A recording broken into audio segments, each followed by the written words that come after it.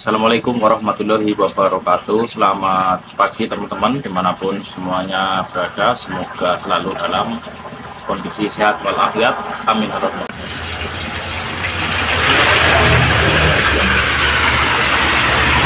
Di kesempatan video kali ini saya akan membagikan cara memberi makan ikan lele pada kolam saya. Jadi saya punya ikan lele yang berapa jumlahnya ya, sekitar 10.000 ekor. Cuma di sini besarannya berbeda-beda. Jadi ada yang ukurannya, intinya yang dari kecil ke besar sampai yang gede itu. Jadi setiap kolam di sini isinya itu sekitar 1.500 sampai 2.000 ekor. Jadi saya begini jadi beberapa kolam.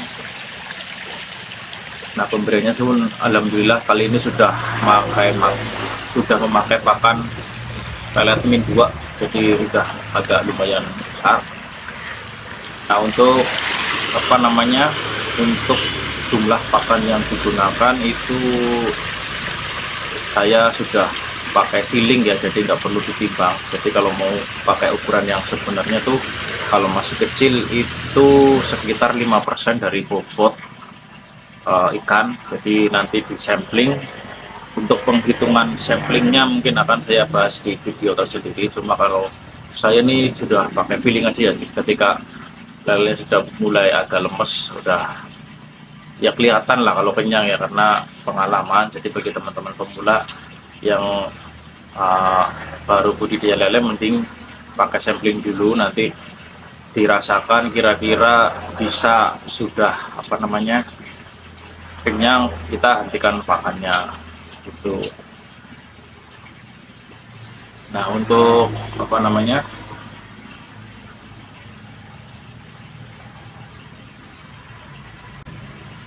nanti bagi teman-teman pemula yang pertama mungkin itu di sampling, nanti seiring berjalannya waktu teman-teman bisa mengamati dan tahulah, jadi nggak perlu nimbang-nimbang pakan lagi. Jadi cuma kira-kira aja segini cukup. Karena gini teman-teman, kalau menurut pengamatan saya, jadi tiap musim itu nafsu makannya lele itu berubah-ubah ya. Jadi ada yang lapar terus, ada yang sedikit sudah kenyang, juga ada, tergantung musimnya. Kalau musim panas seperti ini, dia makannya akan banyak dan makannya akan banyak dan pertumbuhannya akan cukup besar. Namun di musim-musim tertentu ada lele yang nafsu makannya rendah dan pertumbuhan besarnya pun agak lama. Jadi menurut saya itu kalau ditanya ini musim panas bagaimana? Nah, kalau musim panas seperti ini biasanya sih gimana ya saya ngomongnya. Jadi gini, nggak bisa ditentuin seperti itu. Kita sebagai pembudidaya fungsinya cuma satu, kita harus mengamati terus ikan lele kita. Jadi nggak ada teori yang baku, nggak ada ilmu yang pas untuk berbudidaya ikan lele seperti itu.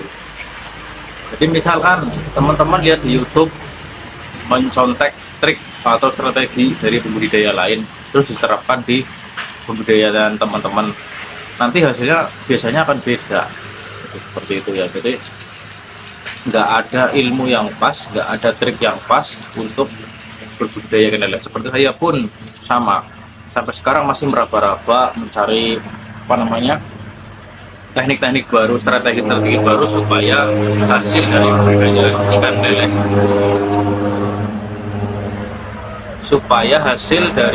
budidaya ikan lele saya itu bisa optimal gitu. Optimal dalam artian bisa sesuai pasar yang diinginkan. Jadi ketika pasarnya naik, kita punya ikan lele, jangan sampai terbalik. Ketika pasar butuh lele, kita nggak punya lele. Ketika pasar masih sudah lesu dengan lele, kita punya lele banyak, maka kita akan kelimpungan sendiri di situ dalam budidayanya. Jadi keuangan pun di sini harus diperhitungkan ya teman-teman. Nah, seperti itu. Nah, untuk kembali lagi tentang pemberian pakan. Jadi kuncinya satu, teman-teman sebagai sendiri harus titen lah, harus mengamati, harus teliti terhadap hal-hal yang terjadi di ikan lele teman-teman.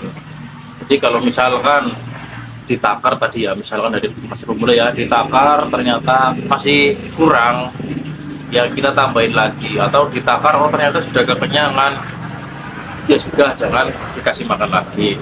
Nah, untuk pemberian pakan itu sehari itu terserah teman-teman dah bagaimana yang atur, karena basic saya ingin budidaya lele karena waktunya fleksibel, jadi kita nggak harus nungguin di situ terus. Berbeda dengan budidaya kayak ayam, unggas dan lainnya, itu kita harus nonstop, nggak boleh jauh-jauh dari situ karena takut airnya habis atau makannya habis. Kalau lele kan enggak, kalau kita tinggal kita aman-aman aja lah, tidak terlalu fatal kayak unggas seperti itu.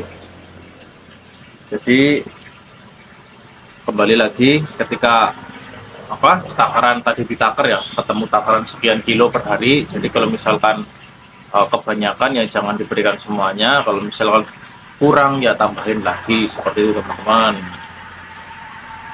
Nah teman-teman tuh jangan terpaut pada takaran-takaran itu tadi, teman-teman harus bisa meneliti atau meniteni ya, bahasa Jawanya itu meniteni atau mengamati terus.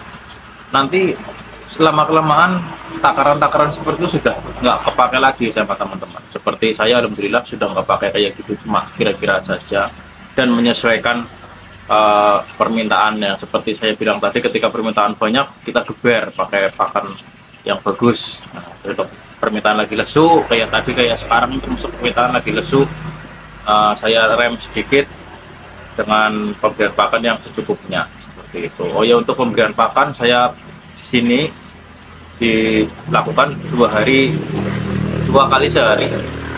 Kalau lagi permintaan banyak saya bisa nyampe 3-4 kali sehari, seperti itu. Nah sekian dulu videonya ya. Mungkin jika ada salah-salah kata atau ya salah kata yang sengaja mau tidak sengaja, saya mohon maaf. Kritik dan saran silahkan ditulis di kolom komentar, karena saya sangat mengharapkan kritik dan saran teman-teman bagi yang pemula maupun yang sudah senior ya. Jadi siapa tahu dari kritik saran dan teman-teman bisa membantu saya dan teman-teman yang menonton video ini, dan segera mungkin pasti akan saya bahas, saya diskusikan bersama-sama, karena ilmu itu datangnya enggak dari diri sendiri, ilmu datang dari diri teman-teman atau orang lain yang memberikan saran atau turut mengamati hasil budidayanya masing-masing. Karena ya beda-beda teman-teman, beda pembudidaya, beda cara, beda teknik, seperti itu. Nah, dan nggak ada cara yang tepat. Cara yang tepat adalah ketika teman-teman menemukan yang enak seperti apa gitu. Misalkan harus bioflok atau harus apa, ya itu